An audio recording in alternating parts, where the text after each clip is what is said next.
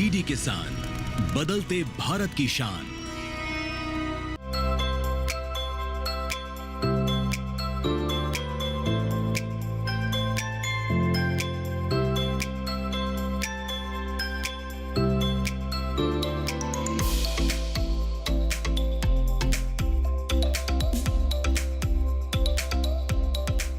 Leather यानी चमड़ा। इससे कई तरह की चीज़ें तैयार की जाती हैं, जैसे जूते, कपड़े, पर्स, बेल्ट, फर्नीचर और अन्य कई उपकरण। लेकिन ये लेदर हमारे और हमारे पर्यावरण दोनों के लिए अनुकूल नहीं है, क्योंकि ये मवेशियों की खाल से तैयार किया जाता है। तो पहला, इसमें पशु हिंसा शामिल है, और दूसरा, ये हमारे स्वास्थ्य के लिए भी अच्छा नहीं है। इससे स्वास्थ्य संबंधी परेशानियां पैदा होती हैं। नमस्कार, आप सभी का स्वागत है हमारे प्रोग्राम कृषि स्टार्टअप की सीरीज एग्रीटेक स्टार्टअप में। तो बिना देर किए मिलवाते हैं आपको आज के हमारे एंटरप्रेन्योर से, जो लेदर की चुनौतियों को खत्म कर एक ऐसा लेदर तैयार कर रहे हैं जो आपके और हमारे लिए तो अनुकूल है ही है, साथ ही हमारे पर्यावरण को भी सुरक्षित रख।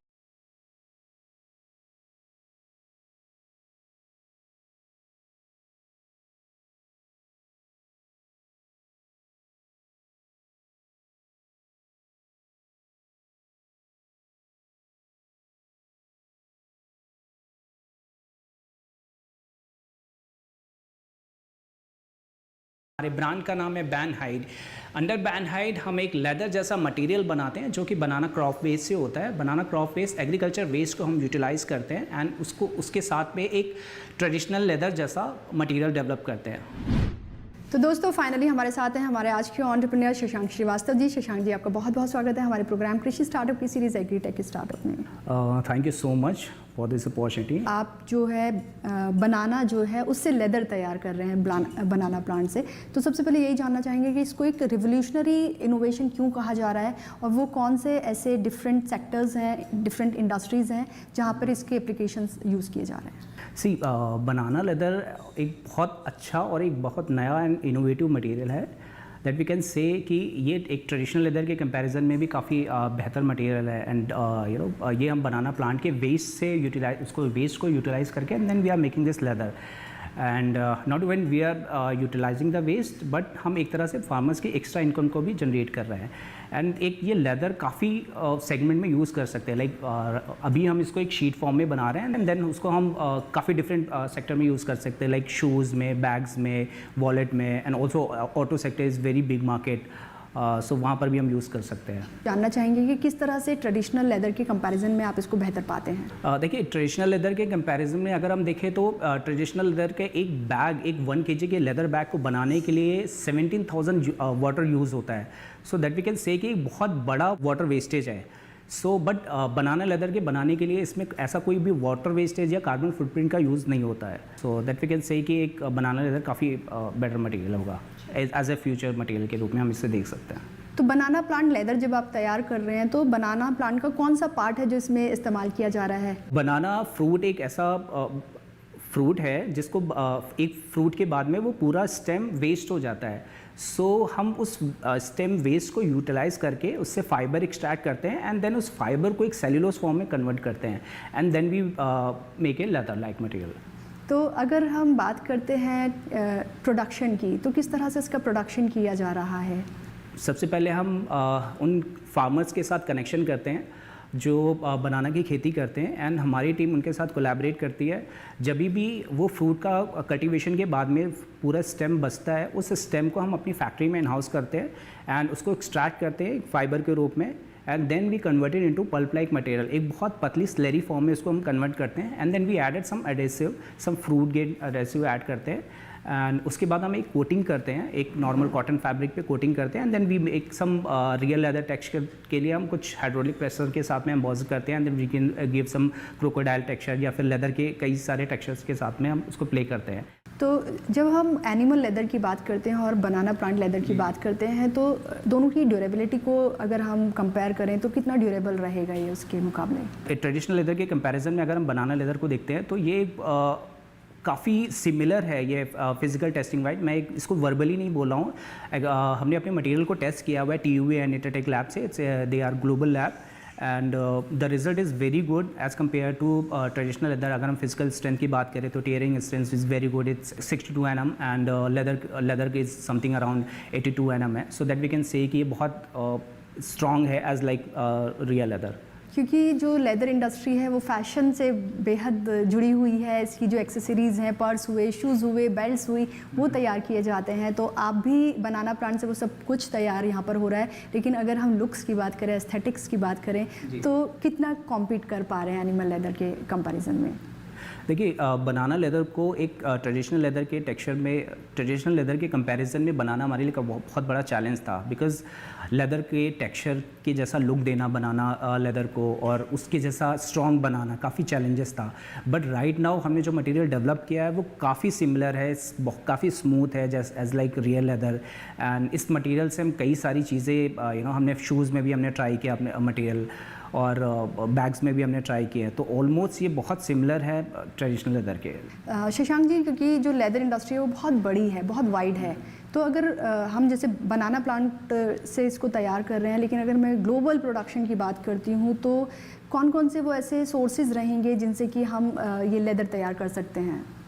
देखिए, इंडिया एक बहुत बड़ा बनाना मैन्युफैक्चरिंग कंट्री है. इंडिया में आई गेस काफ़ी बड़ी मात्रा में बनाना को यूज़ किया जा सकता है. एंड हमारे पास आई गेस आसपास के एरियाज़ में काफ़ी सारा बनाना है जो हम यूटिलाइज़ कर सकते हैं.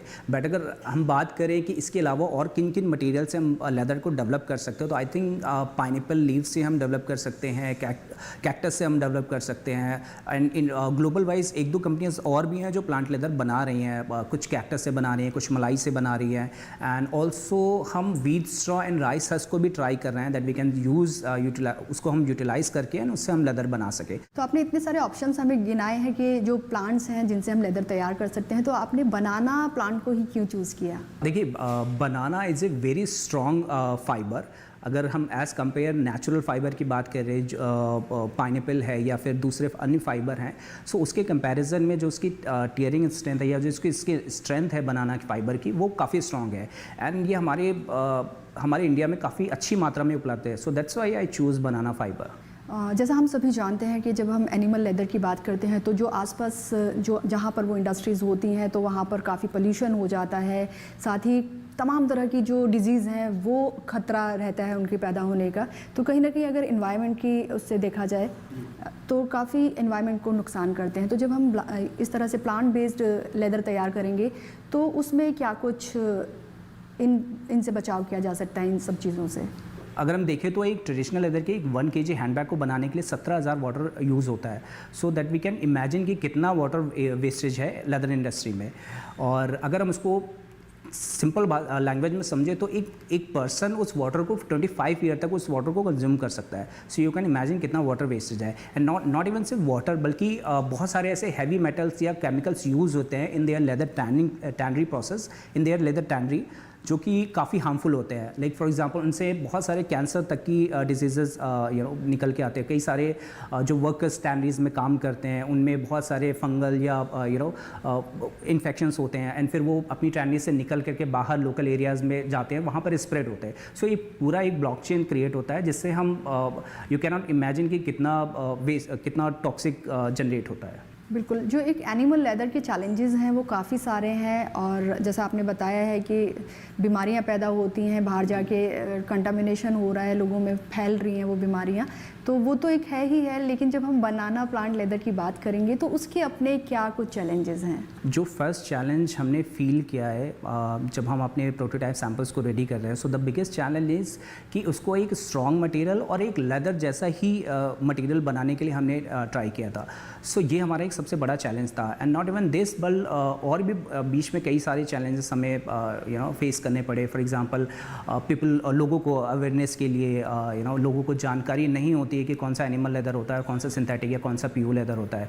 सो एक तरह से वो जागरूकता भी फैलाने में हमें काफ़ी प्रॉब्लम हुई. लोगों का कहना था कि हम क्यों एनिमल लेदर नहीं यूज़ करें या फिर बनाना लेदर ही क्यों यूज़ करें. फिर हमें उन्हें बताना पड़ा कि काफ़ी स्ट्रॉन्ग है एंड लेदर के कंपैरिजन में ये काफ़ी एनवायरनमेंट फ्रेंडली लेदर है. सो ये इस टाइप के हमें चैलेंजेस फील हुए थे. तो शशांक जी से हमने बनाना प्लांट लेदर के यूसेज जाने हैं, फ़ायदे जाने हैं कि क्यों वो एनिमल लेदर से बेहतर है. अभी बहुत कुछ जानेंगे, लेकिन उससे पहले रुकेंगे एक छोटे से ब्रेक के लिए। आप कहीं जाइएगा नहीं, बने रहिए हमारे साथ डीडी किसान पर। मैं 5 साल का था जब मैंने पहली बार पीएम मोदी को रेड फोर्ट से स्वच्छता का संदेश देते सुना था। फिर स्कूल में टीचर से जाना क्यों स्वच्छता जरूरी है। आज स्वच्छता मेरी आदत है। इस नए भारत ने बचपन से ही स्वच्छता का कल्चर देखा है। यही अमृत पीढ़ी बनाएगी विकसित भारत। ओह लवली, वेल डन। अब होगा बड़ा स्टूडियो, नया कैमरा, नई लाइट्स। लगे हाथ नई कार भी ले लो उसी लोन से। नो, लोन लिए गए काम में ही लगाओ, समय से ईएमआई चुकाओ, क्रेडिट स्कोर बढ़ाओ और अगला लोन आसानी से पाओ। कार नहीं तो मेरी फोटो तो ले लो। आप कौन? आरबीआई कहता है वित्तीय समझदारी समृद्ध नारी। ब्रेक के बाद एक बार फिर आप सभी का स्वागत है हमारे प्रोग्राम कृषि स्टार्टअप की सीरीज़ एग्रीटेक स्टार्टअप में। और आज है हमारे साथ एंटरप्रेन्योर शशांक श्रीवास्तव जी। तो शशांक जी, हमने बात की थी कि जो बनाना प्लांट बेस्ड लेदर है उसको कंपेयर किया था हमने ट्रेडिशनल लेदर से, जो कि एनिमल स्किन से तैयार किया जाता है। अगर मैं बात करूँ जो सिंथेटिक लेदर होता है, क्योंकि उसमें किसी तरह की कोई क्रुएलिटी नहीं शामिल है, लोग उसको भी प्रेफर करते हैं। खास करके जो शाकाहारी लोग हैं वो लेदर से बचते हैं, प्योर लेदर से, क्योंकि वो स्किन से तैयार हो रहा है एनिमल्स की। तो वहाँ आप इसको कैसे कंपेयर करेंगे और कैसे शिफ्ट करेंगे लोगों को कि ये उससे बेहतर है? देखिए, जो अवेलेबल जो दूसरा एक अवेलेबल मटेरियल है that is called PU leather या पीवीसी लेदर। सो ये दोनों ही एक पॉलीयूरेथीन या पॉलीविनाइल क्लोराइड से बनते हैं, जो कि एक प्लास्टिक वेस्ट है। एंड प्लास्टिक हमारे एनवायरनमेंट को कैसे डैमेज करता है ये आई गेस हम सबको पता है। So this material is not biodegradable. और अगर हम बात करें बनाना लेदर के कंपैरिजन में पीवीसी के लिए, तो बनाना लेदर एक बायोडिग्रेडेबल मटेरियल है जिसका एक एनवायरनमेंट पे कोई डैमेजेस नहीं है। And PU and PVC leather काफ़ी डैमेज करते हैं एनवायरनमेंट को। जी, जैसा आपने कहा कि हम सभी जानते हैं कि प्लास्टिक किस तरह से हमारे एनवायरनमेंट को या हमें नुकसान पहुंचाती है। मैं चाहूँगी आप भी खुद हमारे व्यूअर्स को बताएं कि जो आप पीयू लेदर यूज़ करते हैं उसके अपने क्या नुकसान हैं। देखिए, पीयू लेदर के सबसे बड़ी प्रॉब्लम यही होती है कि वो एक सॉलिड बेस है एंड उस पर बहुत सारे टॉक्सिक केमिकल यूज़ होते हैं जो कि बायोडिग्रेडेबल नहीं होते हैं एंड एनवायरनमेंट को भी डैमेजेस करते हैं। सो बहुत सारी चीज़ों में हमने देखा, अभी नई रिपोर्ट्स में हमने चीज़ों को देखा है कि माइक्रो प्लास्टिक का एक नाम आता है। इवन वाटर में, इवन हमारी बॉडी में भी वो एक माइक्रो प्लास्टिक पाया गया है टेस्ट में। सो जब भी हम पीयू या पीवीसी लेदर को यूज़ करते हैं, उसके प्रोडक्ट्स बनाते हैं, उन प्रोडक्ट्स को यूज़ करने के बाद जब भी हम वो एनवायरनमेंट में जाते हैं, सो वो पूरी तरह से डिग्रेड नहीं होते हैं एंड वो माइक्रो प्लास्टिक में कन्वर्ट होकर के एंड वो धीरे धीरे हमारी बॉडी में आते हैं, थ्रू वाटर या फिर एयर के थ्रू हमारी बॉडी में आते हैं, जो कि एक बहुत बड़ी प्रॉब्लम है। और ना सिर्फ उससे सिर्फ हम लोग को नुकसान होता है, उससे जो हमारे बहुत सारे एनिमल्स हैं जो उस पानी को पीते हैं या वो जो कचरे में चला जाता है उसको खाते हैं, बहुत तरह की तमाम तरह की बीमारियों से वो ग्रसित हो जाते हैं। इवन एक नई रिपोर्ट्स में पाया गया है कि ब्रेस्ट मिल्क में भी माइक्रोप्लास्टिक पाया गया। सो दैट वी कैन से कि वो कितना एनवायरनमेंट को डैमेजेस कर रहा है, कितना ह्यूमन बॉडी को डैमेजेस कर रहे हैं। बिल्कुल, यहाँ पर जो एनिमल लेदर हुआ चाहे फिर वो सिंथेटिक लेदर हुआ, दोनों ही खतरनाक है हमारे और हमारे एनवायरनमेंट के लिए। तो लेकिन जो हमारा प्लांट बेस्ड लेदर होगा, एनवायरनमेंट को किस तरह से फ़ायदा पहुँचाने वाला है? देखिए, प्लांट बेस्ड लेदर में हम किसी भी तरह के कोई भी टॉक्सिक केमिकल नहीं यूज़ होता है, सबसे पहली बात ये। दूसरी, ये एक एनवायरनमेंट फ्रेंडली प्रोडक्ट्स है एंड ये अगर आप यूज़ करोगे एंड उसके बाद में इसको जब भी आप थ्रो आउट करते हो तो ये डिकम्पोज हो जाता है विद इन 1 ईयर में। विद इन 1 ईयर वो डिकम्पोज हो जाएगा। सो दैट वी कैन से कि इसमें कोई भी टॉक्सिक केमिकल नहीं यूज़ होता है एंड एक तरह से हम इसको ऐसे समझ सकते हैं कि by with positive thinking and where with positive thinking and just leave it positive attitude, so that you can say कि आने वाली जनरेशन को एक अच्छा एनवायरनमेंट हम दे रहे हैं एंड ऐसा बायोप्लास्टिक या माइक्रोप्लास्टिक जैसा हम नहीं दे रहे हैं। तो एनवायरनमेंट फ्रेंडली तो ये होने ही वाला है, कितना पॉकेट फ्रेंडली रहेगा as comparison to the synthetic leather और एनिमल लेदर, क्योंकि हम सभी जानते हैं जो एनिमल लेदर है वो काफ़ी महंगा पड़ता है। जी, बहुत अच्छा सवाल है एक मिडिल क्लास के लिए। अगर हम इसको इस नज़र से देखें कि ट्रेडिशनल लेदर या एनिमल लेदर एक बहुत महंगा मटेरियल है एंड सिंथेटिक लेदर बहुत चीपेस्ट मटेरियल है, बट उसकी लॉन्ग लाइफ नहीं होती है। एनिमल लेदर की लॉन्ग लाइफ बहुत ज़्यादा होती है। सो अगर हम इसको एक मिड रेंज में लेके, जो बहुत ज़्यादा कॉस्टली नहीं हो या बहुत ज़्यादा सस्ता नहीं हो या फिर वो ड्यूरेबल हो, सो प्लांट लेदर या हमारा बनाना लेदर ये उस मिड रेंज में आता है जो बहुत ज़्यादा कॉस्टली नहीं है एंड लाइफ लॉन्ग है। क्योंकि आप एक ड्यूरेबल प्रोडक्ट मार्केट को देने वाले हैं, तो मार्केट को अप्रोच किस तरह से कर रहे हैं? अभी हमारा जो मार्केट प्लेस है वो हम B2B मार्केट के लिए देख रहे हैं। हम कोलैबोरेट कर रहे हैं बहुत सारे मैन्युफैक्चरर्स को जो बैग्स एंड वॉलेट की मैन्युफैक्चरिंग करते हैं, एंड और भी कई मैन्युफैक्चर जो फुटवेयर इंडस्ट्री में हैं, वॉलेट में हैं, ऑटो सेक्टर में। रिसेंटली हमने ऑटो सेक्टर में कई कंपनीज को टाई अप किया है, एंड फुटवेयर में भी we are entering into footwear market also. So हमारी सोच ये है कि हम मैन्युफैक्चरर्स और कुछ नए भी फैशन डिज़ाइनर हैं उनको कांटेक्ट करते हैं एंड देन उनको एज ए मटेरियल प्रोवाइड करते हैं एंड वो प्रोडक्ट्स बना करके वो मार्केटिंग करते हैं। सो अभी राइट नाउ अगर हम बात करें तो इंडिया में भी बहुत सारे ऐसे नई जनरेशन आ रही है जो एक सस्टेनेबल फैशन की तरफ देखते हैं, उन्हें क्रुएल्टीज़ फ्री और एक एनवायरनमेंट फ्रेंडली मटेरियल चाहिए होता है। सो हम उनको टारगेट करते हैं। एंड इंडिया में एक जैन कम्युनिटी है, वो काफ़ी बड़ी कम्युनिटी है। बहुत सारे ऐसे लोगों से मैं मिला जो जिनके डायरेक्टली ये क्वेश्चन होता है कि मुझे एक अच्छा शूज़ चाहिए, एक अच्छा ड्यूरेबल शूज़ चाहिए, बट वो एनिमल लेदर से नहीं हो, एंड उसमें बहुत सारे प्यू लेदर से जो शूज़ बनते हैं उसमें क्रैक्स या ऐसे इफेक्ट आ जाते हैं 1 साल या 1.5 साल 2 साल बाद में। तो उनके ये क्वेश्चंस होते हैं कि एक हमें ड्यूरेबल मटेरियल चाहिए जो क्रुएल्टी फ्री हो। सो हम उन लोगों को भी ऑप्शंस देते हैं कि आप ये मटेरियल ट्राई करिए। अगर मैं ग्लोबल मार्केट की बात करती हूँ तो जो प्लांट बेस्ड लेदर है आने वाले 10 सालों में कहाँ पाते हैं आप उसको? देखिए, अगर हम अभी के डाटा को कंपेयर करेंगे ट्रेडिशनल लेदर का, सो ये बहुत बड़ा मार्केट है लेदर और ट्रेडिशनल एनिमल लेदर और सिंथेटिक लेदर का। It's more than 450 billions of market. So अगर हम प्लांट लेदर को देखते हैं तो इसका ग्रोथ रेट बहुत ज़्यादा है। प्लांट लेदर इज़ लाइक 55% इसका ग्रोथ रेट है, and animal and synthetic leather का 3.5% समथिंग है। बहुत बड़ी कंपनी है जिन्होंने ट्वीट किया था कि वो अपने वॉच स्ट्रैप में एनिमल लेदर को नहीं यूज़ करेंगे, they will use plant based leather. So ऐसा हम कह सकते हैं कि एक बहुत बड़ा मार्केट आने वाले कुछ सालों में ही होगा, बिकॉज आफ्टर कोविड मुझे लगता है बहुत सारे लोग सस्टेनेबल और सस्टेनेबिलिटी की तरफ जा रहे हैं। जैसा आपने कहा कि लेदर मार्केट जो है बहुत बड़ा मार्केट है, ग्लोबली हम देखें तो बहुत बड़ा मार्केट है, तो जो डिमांड एंड सप्लाई के बीच का जो गैप है उसको कैसे फुलफिल करेंगे आप प्लांट बेस्ड लेदर से? देखिए, अभी हमारी कैपेसिटी बहुत कम है, we are very new right now. हम एक दिन में 200 से 250 शीट्स बना रहे हैं, बट हम कोशिश कर रहे हैं कि इसको और बेटर करके इसको ऑटोमेटिक प्लांट की तरफ हम इसको कन्वर्ट करें। जैसे कि एक दिन में हम 10,000 मीटर कुछ हम लेदर शीट्स बना सकते हैं, एंड मे बी हम इन फ्यूचर हम एक दूसरी और फैक्ट्रीज ओपन करेंगे जिसमें अलग अलग स्टेट में कुछ मैन्युफैक्चरिंग प्लांट हम सेटअप करेंगे जहाँ से हम उन सारी एक रिक्वायरमेंट को फुलफ़िल कर पाएँ। आपने कहा आप एक दिन में कोशिश करेंगे कि 10,000 शीट्स का प्रोडक्शन जो है आप वो निकालें, तो जो ये जो एग्रीकल्चर वेस्ट है जिससे आप ये लेदर तैयार कर रहे हैं बनाना प्लांट का, क्या इजीली अवेलेबल है ये वेस्ट? बिल्कुल, जो भी हमारे शहर के आसपास पे बहुत अच्छी मात्रा में अगर हम बात करें तो मोर देन 1000 एकड़ में ये बनाना की खेती होती है।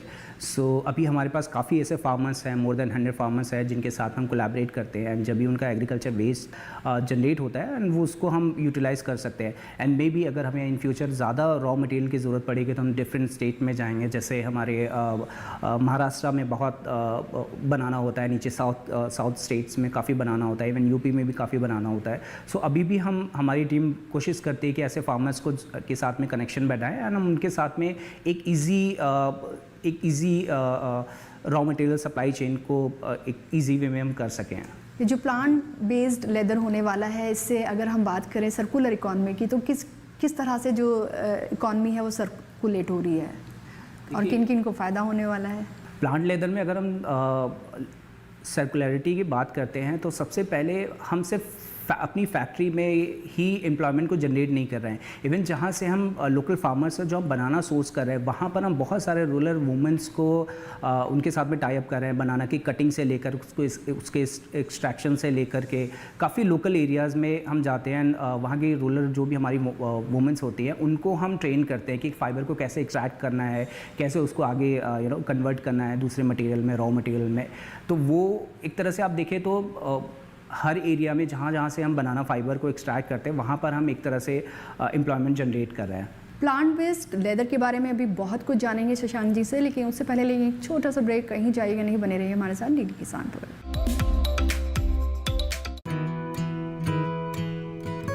किसान सिर्फ अन्न नहीं उगाते, सपने भी उगाना जानते हैं। इन्हीं सपनों के लिए फसल उगाने का खर्च कवर करता है SBI का किसान समृद्धि ऋण, जो पूरी करे प्रगतिशील किसान की हर आवश्यकता। ये लोन उपलब्ध है 5 लाख से 50 करोड़ की धनराशि तक। इस लोन में मिलती है क्रॉप साइकिल के अनुसार भुगतान की सुविधा। सिक्योरिटी के रूप में मान्य है एग्रीकल्चरल लैंड या कोई अन्य मान्य संपत्ति। इस तरह SBI का किसान समृद्धि ऋण बन रहा है किसान की उन्नति का आधार।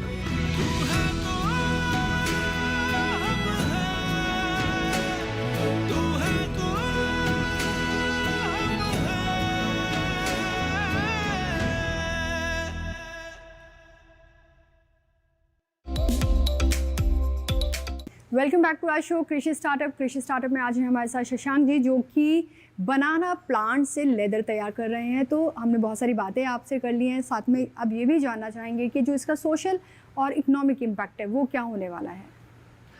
हम सिर्फ अपने मटेरियल को ही सेल आउट नहीं कर रहे हैं, बल्कि we are giving a next opportunity to our local farmer also, because हम एग्रीकल्चर को वेस्ट को यूटिलाइज करते हैं, तो एक तरह से बनाना फार्मर्स की एक्स्ट्रा इनकम को भी जनरेट करते हैं। And also we are working on 60% of womens, like हमारी फैक्ट्री में 60% ऑफ वुमेंस ही हैं, तो एक तरह से हम रूरल एरियाज़ की जो वुमेंस हैं उनको इम्प्रूव करते हैं, उनको एक ट्रेनिंग प्रोवाइड कराते हैं, उनको भी इंडिपेंडेंस हम करते हैं, उनकी एक एक्स्ट्रा इनकम को हम जनरेट करते हैं। अगर हम सरकारी पॉलिसीज़ की बात करें तो किस तरह की पॉलिसीज़ हैं इस तरह के सेक्टर्स को बढ़ावा देने के लिए, और किस तरह की मदद उन पॉलिसीज़ से आपको मिल रही है? मुझे लगता है कि आज की डेट पे गवर्नमेंट बहुत ज़्यादा स्टार्टअप्स को सपोर्ट कर रही है, स्पेशली एग्रीकल्चर बेस्ड स्टार्टअप्स को, बिकॉज इससे हम एक तरह से वेस्ट को यूटिलाइज़ करते हैं। एंड मुझे लगता है बहुत अच्छी स्कीम्स भी MSME के थ्रू हमें प्रोवाइड हो रही है, सेंट्रल गवर्नमेंट से भी हमें बहुत अच्छी स्कीम्स मिल रही है। लाइक फॉर एग्जांपल पुषा कृषि से हमने एक अच्छी स्कीम है जिसमें हमें फ़ंड मिलते हैं, एंड देन हमें हमारे इनोवेशन एंड R&D के लिए हमें काफ़ी बेटर हेल्प मिल जाती है। मुझे लगता है कि शायद आज की डेट में गवर्नमेंट, हमारी सेंट्रल गवर्नमेंट स्टार्टअप्स को काफ़ी अच्छा प्रमोट कर रही है, स्पेशली एग्रीकल्चर बेस्ड स्टार्टअप्स को। तो क्योंकि सपोर्ट की ही बात हुई है, तो और किन किन लोगों का आपको सपोर्ट यहाँ पर मिला है आपके स्टार्टअप में? सबसे पहला जो मैंने ग्रांट लिया था that is from IIT Kanpur. उन्होंने काफ़ी हेल्प की थी and we got some grant from there. उन्होंने इस प्रोजेक्ट को समझा, इसके फ्यूचर विजन को समझा, and they give us a grant. So I am really thankful for the IIT Kanpur. And also मुझे इंडियन गवर्नमेंट या हमारी जो सेंट्रल गवर्नमेंट्स है उनको थैंकफुल कहना है, बिकॉज उनकी कई सारे ग्रांट्स हमने रिसीव किए, लाइक पुषा कृषि के through we got some grant, जो कि काफ़ी हमें हेल्प करते हैं, हमें सर्वाइवल के लिए हमें काफ़ी हेल्प होती है। स्केलेबिलिटी की बात करूँ तो किस तरह के प्लान्स आप तैयार कर रहे हैं? देखिए, अभी हमारा फोकस यही है कि हम इंडिया की एक बड़ी सस्टेनेबल वे में एक बायो लेदर की एक बड़ी मैन्युफैक्चरिंग प्लांट सेटअप करें, हम इंडिया की बड़ी मैन्युफैक्चरिंग कंपनी बने, एंड हम एक एग्जांपल सेट करें वर्ल्ड के सामने कि हम एक सस्टेनेबल और एक अल्टरनेटिव, एक फ्यूचरिस्टिक मटेरियल हम प्रोवाइड करा रहे हैं वर्ल्ड को। अगर मिशन पे फोकस करें तो वो क्या है? देखिए, मैं अगर मिशन की बात करूँ तो मेरा एक मिशन है, ये मेरा बिज़नेस सिर्फ एक बिज़नेस नहीं है, ये मेरे एक इमोशनली एंगल से जुड़ा हुआ है। मैं आपको एक स्टोरी शेयर करना चाहता हूँ। मेरा जो बैकग्राउंड है वो एनिमल लेदर में ही मैंने काम किया है, लास्ट 12 साल मैंने एनिमल लेदर में काम किया है, एंड मुझे पता है कि ये एनवायरनमेंट को कैसे डैमेज करता है, एंड ये कितना लोगों को या फिर एनिमल को कितना डैमेजेस करता है। So right now I am thinking कि हम कैसे समाज को एक क्रूएल्टी फ्री लेदर दे पाए। आपसे जाते जाते आपका मैसेज भी हम जानना चाहेंगे, जो आज आप हमारे व्यूअर्स के साथ साझा करना चाहेंगे।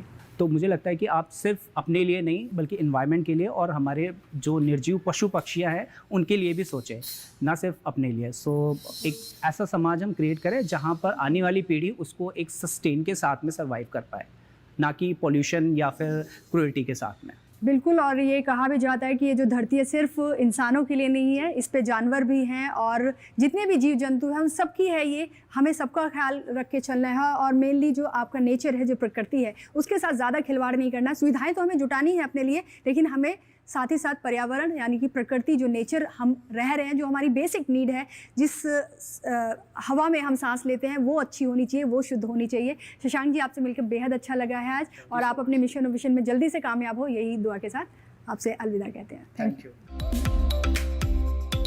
दोस्तों, हमारी एग्रीटेक स्टार्टअप सीरीज का मकसद यही है कि हम अपने किसान भाई बहनों तक कृषि से जुड़ी उन सभी आधुनिक तकनीकों को पहुंचाएं जिनकी मदद से वो न सिर्फ अपनी आमदनी में इजाफा कर सके बल्कि तकनीक के इस्तेमाल से वो अपने समय और श्रम की बचत भी कर पाएं। दोस्तों, आपको ये प्रोग्राम कैसा लगा हमें बताइएगा ज़रूर। हमारी मेल आईडी है digital.agrikisan@gmail.com। अगले हफ्ते एक नई स्टार्टअप जर्नी को लेकर फिर हाजिर होंगे। तब तक के लिए दीजिए इजाज़त। नमस्कार।